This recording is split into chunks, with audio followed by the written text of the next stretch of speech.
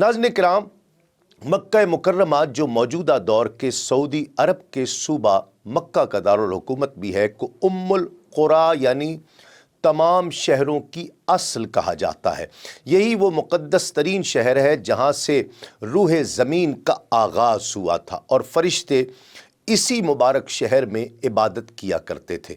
मक्का मुकर्रमा वो बाबरकत और बुलंद मर्तबा शहर है जिसकी अज़मत का ख्याल न सिर्फ मुसलमान बल्कि कुफ़ार मक्का भी किया करते थे। मक्का ही वो शहर है जिसकी तारीफ़ में कुरान मजीद रत्बुल लिसान है। ये अपने अंदर आसार अंबियाए किराम रखता है। इसे महबूब खुदा, सरवर अंबिया, ख़ातमुन नबिय्यीन अहमद मुज्तबा मोहम्मद मुस्तफ़ा सल्लल्लाहु अलैहि वसल्लम और आपके सहाबा किराम रिज़वानुल्लाहि ताला अलैहिम अजमाइन के मूलिद होने का शरफ भी हासिल है।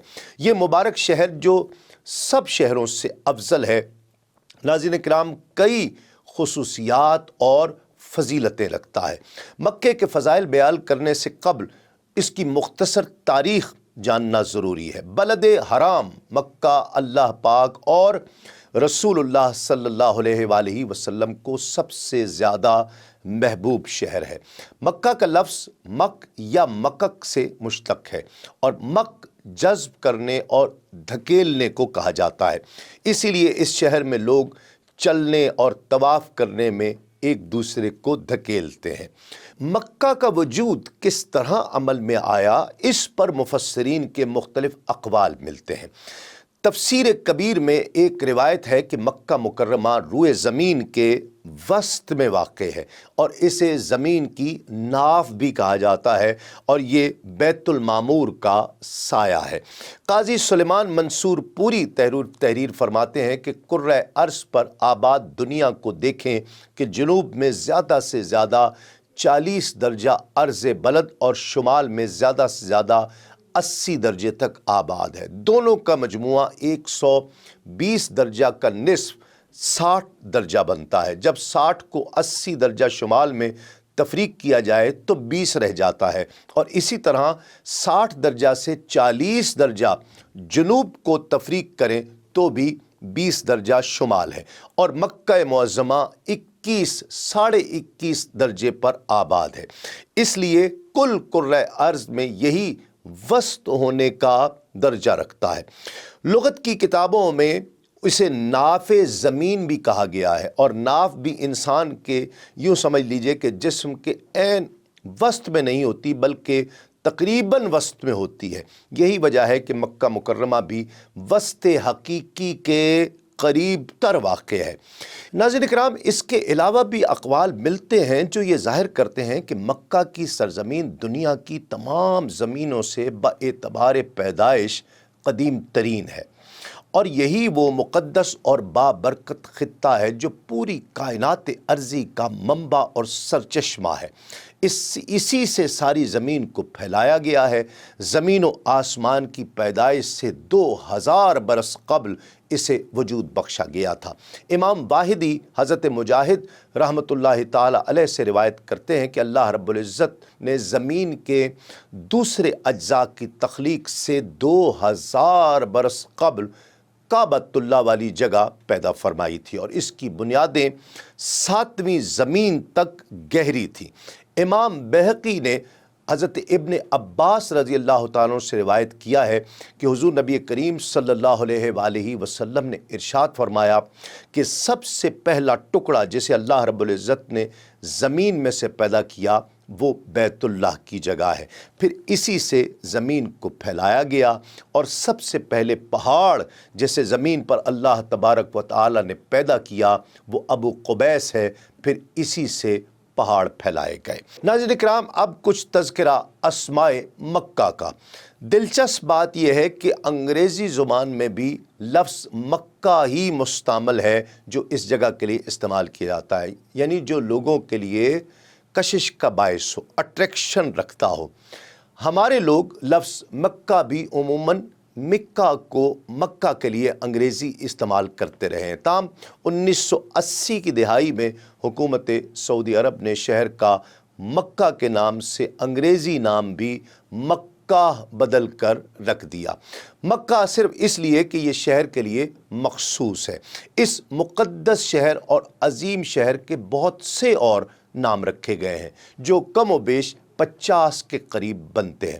قرآن مجید میں اس عظیم شہر کو مختلف مقامات پر مختلف ناموں سے ذکر فرمایا گیا ہے، جیسے مکہ، بکہ، البلد، القریہ، ام القریٰ، معاد، اس طرح کے ناموں سے قرآن مجید اس شہر کو یاد کرتا رہا ہے۔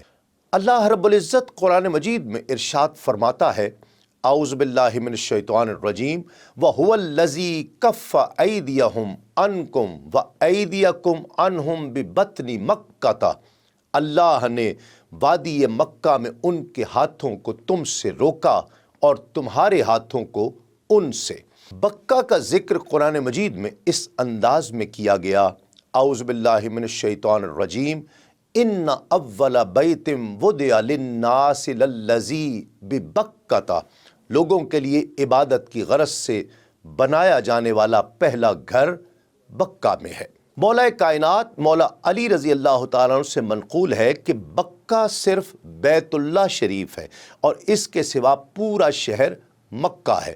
بکہ ہی وہ مقام ہے جہاں طواف کیا جا سکتا ہے۔ یہی وجہ ہے کہ طواف صرف حرم کے اندر ہی جائز ہے، باہر نہیں کیا جا سکتا، کیونکہ باہر کا حصہ مکہ میں شمار ہوتا ہے۔ یہی قول امام مالک، امام ابراہیم نخعی، امام عطیہ اور امام مقاتل رحمۃ اللہ تعالی علیہم کا بھی اسی طرح سے ہے۔ اسی طرح قرآن مجید میں البلد کا ذکر آیا، اعوذ باللہ من الشیطان الرجیم لا اقسم بہذا البلد، میں اس بلد کی قسم اٹھاتا ہوں۔ بلد الامین کا ذکر قرآن مجید میں اس انداز میں بیان فرمایا گیا، اعوذ باللہ من الشیطان الرجیم والتین والزیتون وطور سینین وہذا البلد الامین، قسم ہے انجیر اور زیتون کی اور طور سینا کی اور امن و امان والے شہر مکہ کی۔ شہر مقدس کو ام القریٰ کہنے کی دلیل قرآن مجید میں اس انداز میں بیان فرمائی گئی، اعوذ باللہ من الشیطان الرجیم وَهَذَا كِتَابٌ أَنزَلْنَاهُ مُبَارَكٌ مُصَدِّقُ الَّذِي بَيْنَ يَدَيْهِ وَلِتُنذِرَ أُمَّ الْقُرَىٰ وَمَنْ حَوْلَهَا، اور یہ وہ بابرکت کتاب ہے جسے ہم نے اتارا ہے، تصدیق کرنے والی اس کی جو اس کے پہلے ہے، اور اس لیے کہ آپ متنبہ کریں ان کو جو مکے اور اس کے ارد گرد ہیں۔ ناظرین کرام، مکۃ المکرمہ کی ابتدائی آباد کاری کی تاریخ حضرت ابراہیم علیہ السلام کے دور مبارکہ تک جاتی ہے۔ اس پہاڑی علاقے اور لق و دق صحرا کو گل گلزار اور چمنزار بنانے والی پہلے انسان حضرت اسماعیل علیہ السلام اور حضرت بی بی ہاجرہ رضی اللہ تعالی عنہا ہے، جنہیں حضرت ابراہیم علیہ السلام حکم الہی سے اس بے آب و گیا ریگستان اور ناہموار ٹیلے میں ایک مشکیزہ بھر پانی دے کر چھوڑ آئے تھے۔ امام احمد رضا خان رحمۃ اللہ تعالیٰ علیہ لکھتے ہیں کہ حجاز کا یہ مشہور شہر مشرق میں جبل ابو قبیس اور مغرب میں جبل قیقان، دو بڑے بڑے پہاڑوں کے درمیان واقع ہے، اور اس کے چاروں طرف چھوٹی چھوٹی پہاڑیوں اور ریتلے میدانوں کا سلسلہ دور دور تک چلا جاتا ہے۔ اسی شہر میں شہنشاہ کونین، خاتم النبیین، احمد مجتبیٰ، محمد مصطفیٰ صلی اللہ علیہ وآلہ وسلم کی ولادت مبارکہ ہوئی۔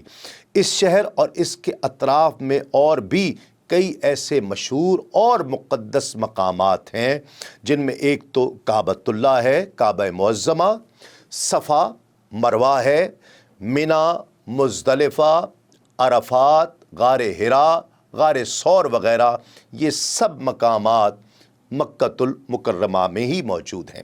اب ذکر کعبۃ اللہ کی تعمیر اور اس کے پس منظر کا۔ سیدنا عبداللہ بن عباس رضی اللہ تعالی عنہما سے روایت ہے کہ اللہ رب العزت نے ہر چیز سے پہلے پانی کو پیدا فرمایا، پانی کو ہوا پر ٹھہرایا، پھر اللہ رب العزت نے ایک ایسی ہوا بھیجی جس سے پانی میں ہلچل پیدا ہو گئی۔ اللہ پاک نے اپنی قدرت کاملہ سے بیت اللہ والی جگہ قبلہ نما ایک ٹیلا پیدا فرما دیا جہاں 2000 سال بعد بیت اللہ شریف تعمیر کیا گیا۔ سیدنا امام باقر رضی اللہ تعالیٰ عنہ سے مروی ہے کہ امام علی زین العابدین بن حسین بن امیر المومنین علی المرتضیٰ رضی اللہ تعالیٰ عنہم اجمعین سے ایک آدمی نے استفسار کیا کہ اس گھر یعنی بیت اللہ شریف کا سب سے پہلے طواف کس نے کیا تھا؟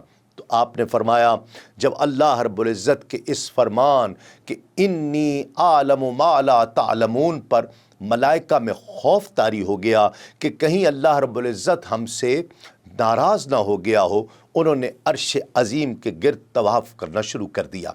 باری تعالیٰ سے خشیت اور گریہ زاری کے ساتھ معافی مانگنے لگے اور مسلسل طواف کرتے رہے، یہاں تک کہ پروردگار عالم نے ان پر نظر فرمائی اور عرش عظیم کے نیچے حسن و جمال میں عدیم النظیر ایک گھر رکھا جو ایک قیمتی موتی یعنی زبرجد کے 4 ستونوں پر قائم تھا، جنہیں سرخ یاقوت سے ڈھانپ دیا گیا تھا، اس لیے اسے بیت الفراح کہا جاتا ہے۔